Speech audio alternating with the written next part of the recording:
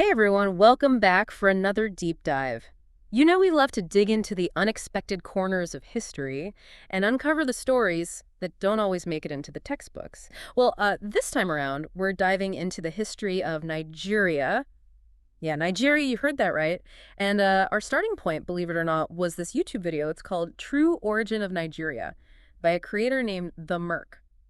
And it's really fascinating stuff, especially because the creator is Nigerian. He brings this really personal and passionate perspective to this story. It's not your typical dry history lesson. Oh, definitely not. What really caught my attention was how he frames the whole formation of Nigeria. Like, it wasn't so much about a nation naturally coming together, Yeah. but more like as a business venture orchestrated by European powers. Exactly, yeah. And this was like prime time for colonialism, right? The late 1800s. You had the Berlin Conference happening, Right. where European nations basically carved up Africa amongst themselves and paid zero attention to the people who actually lived there. Seriously.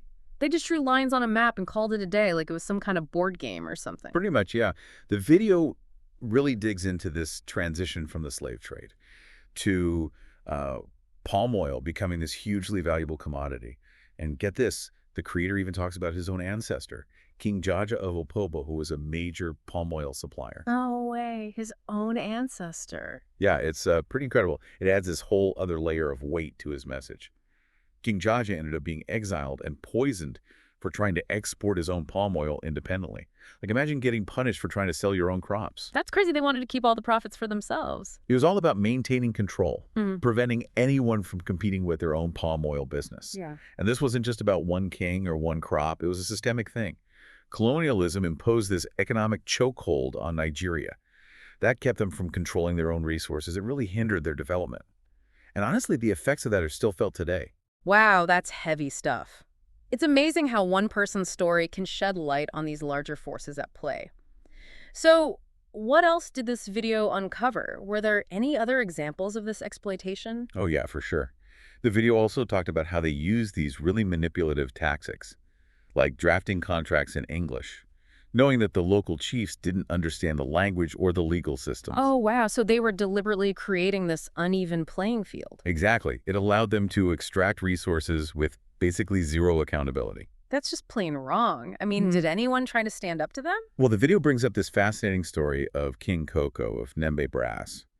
He actually rebelled against the Royal Niger Company, which was basically running the show in the Niger Delta. I mean, this guy attacked their headquarters and took hostages. Whoa, he went head to head with the company. He must have been incredibly brave. What happened to him in the end? It's kind of a tragic story, unfortunately. His rebellion was definitely courageous, but it had some really devastating consequences. The company retaliated, destroyed his city, and King Koko ended up taking his own life. That's heartbreaking. He really is. But it does show how far Nigerians were willing to go to challenge this corporate control that was shaping their nation. So what happened next? Did the Royal Niger Company just keep calling the shots? Well, this is where it gets really interesting. Instead of continuing to operate, they decided to cash in, Yeah. They sold their holdings to the British government for this massive profit. And that essentially is how the area we know today as Nigeria came into being. Wow, so it wasn't born out of shared culture or a desire for unity. It was a straight-up business deal. It definitely makes you question the traditional narrative, doesn't it? Right. And it really makes you think about how this corporate origin might still impact Nigeria today. Absolutely. There's so much to unpack here. We've only just scratched the surface. But it's already clear that this story is full of surprises, and it raises some important questions about the legacies of colonialism and how they continue to shape the world we live in today. But we'll have to save that conversation for part 2 of this deep dive, so make sure you stay tuned because trust me, you won't want to miss it. It's going to be good. Yeah, it really gets you thinking. Like, if Nigeria was basically formed because of corporate interests, what does that mean for the country today? That's a really complex question. Yeah. But the systems and priorities that the Royal Niger Company put in place, their legacy, it still has a huge influence on Nigeria's economy and politics. Think about it, the infrastructure they built for palm oil extraction. It was later repurposed for crude oil. And the video even suggests that lithium might be the next resource they target. So basically, they're just swapping out one commodity for another. But the whole underlying system of resource extraction stays the same. Yeah, pretty much. And that raises some serious questions about sustainability, both environmental and social. Right, like, is it really benefiting the people on the land? Exactly. Remember King Jaja? He was punished for trying to control his own palm oil trade. Hmm. Fast forward to today, and you see similar struggles over resource control, often with really devastating consequences for local communities and the environment. It's like this cycle of exploitation that just keeps repeating itself. Yeah, it's tough to break free from those patterns. And it makes you wonder if true economic and political independence can be achieved Mm. without addressing these deeply embedded systems. You know what I mean? For sure. It's like you need to understand the root of the problem to actually solve it. And that's what I think this video is getting at. Like, the creator even says that this history isn't taught in Nigerian schools. Right, and that's such a crucial point. If you don't know your history, how can you possibly understand your present, let alone shape your future? It's like trying to navigate without a map. So this video is almost like providing that map, that context for understanding the challenges Nigeria faces today.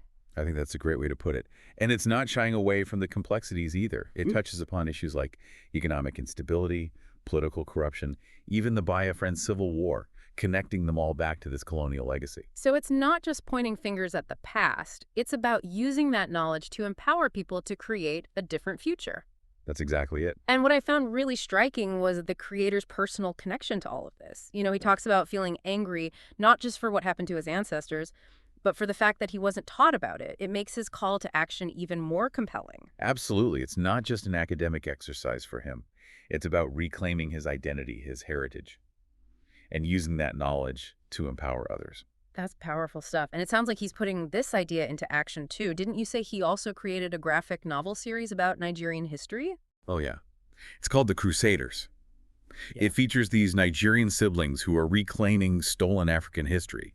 It's a fantastic example of how he's using his art to engage with the past and inspire others. That's so cool. So this video is more than just a history lesson. It's a call to action, an inspiration to reclaim your narrative and fight for a better future. Exactly. It's about understanding the systems that are still in place, the legacies that continue to shape the present, and saying, okay, armed with this knowledge, what can we do differently? It's a call that resonates far beyond the borders of Nigeria, too. Like, how many other countries were formed through similar processes of colonialism and exploitation? Countless, I'm sure. And they're all grappling with the same questions. How do we decolonize our economies, our political systems, our very way of thinking? It's a huge challenge, but this video offers a glimmer of hope, wouldn't you say? It shows that change is possible, but it starts with awareness, with education, and with a willingness to confront uncomfortable truths. Absolutely. And it reminds us that we all have a role to play. It's not just about waiting for governments or corporations to change. It's about individuals taking ownership,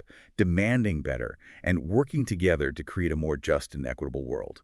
I love that. We can't just be passive consumers of information. We have to be active participants in shaping our own future. This deep dive has been incredibly eye-opening. Mm-hmm. From the story of King Jaja to the rebellion of King Koko, and the realization that Nigeria was essentially born out of a corporate sale. It really challenges conventional historical narratives. It does. It really does. And it makes you think about how those historical events are still playing out today, shaping the world we live in. Yeah, it's amazing how one YouTube video can spark so many thoughts and questions. But I have to ask, why should this story about Nigeria's origins matter to someone listening in, say, the United States or Europe? You know, that's a great question because at its core, this isn't just about Nigeria. It's about understanding these patterns of colonialism and exploitation that have shaped the entire world, often in ways we don't even realize. So you're saying it's about recognizing that these historical forces are still at play today, even if they're not as obvious as they were in the past. Exactly. Think about it. How many countries were formed not through this shared identity or a sense of unity, but through these arbitrary lines drawn by colonial powers? How many economies are still struggling to break free from the legacies of resource extraction and these unfair trade agreements? That makes me think about the products I use every day. Where do they come from? Who benefits from their production? Are there these hidden costs, environmental or human, that aren't reflected in the price tag? Those are exactly the questions we should all be asking ourselves. And it starts with being informed, with seeking out diverse perspectives, with challenging the narratives that have been handed down to us. So what can we do with this new awareness? It feels overwhelming to think about changing these global systems. It's true, the scale of these issues can feel daunting, but remember King Koko's rebellion. Even though it ended tragically, it demonstrated the power of resistance, of refusing to accept the status quo, and that spirit of resistance lives on today. So you're saying that change starts with each individual? Exactly. We all have a responsibility to educate ourselves, to make conscious choices about the products we buy, to support companies and organizations that are working to create a more just and equitable world. And to amplify the voices of those who are often marginalized or silenced. Yes. We need to listen to the stories of those who have been directly impacted by colonialism and exploitation, to learn from their experiences, and to support their efforts to create a better future. This whole deep dive has been a real journey, from the shocking story of King Jaja to the courageous resistance of King Koko, and then the realization that Nigeria was essentially formed through a corporate deal. It's a lot to process. It certainly challenges the way we typically think about history, doesn't it? But that's the beauty of learning. It's about expanding our understanding, questioning assumptions, and embracing uncomfortable truths. So where do we go from here? What can we do to make a difference? Well, the first step is awareness, which you've already taken by embarking on this deep dive. The next step is action. It might start with something small, like researching the companies you support or having conversations about these issues with friends and family. I love that. Small steps can lead to bigger change. Absolutely. And remember, you're not alone in this. There are countless individuals and organizations around the world working to dismantle these systems of oppression and create a more just and sustainable future. This video is just one example of that ongoing struggle. This has been an incredible conversation. I feel like I have a whole new understanding of Nigeria's history and its implications for the world today. It's been a pleasure exploring this with you. Remember, history isn't just something that happened in the past. It's alive in the present, shaping our world in profound ways. By understanding that history, we can start to create a different future. So to everyone listening, keep learning, keep questioning, and keep pushing for a better world. And a big thank you to the Mercs for creating such a thought-provoking video. Until next time, happy deep diving.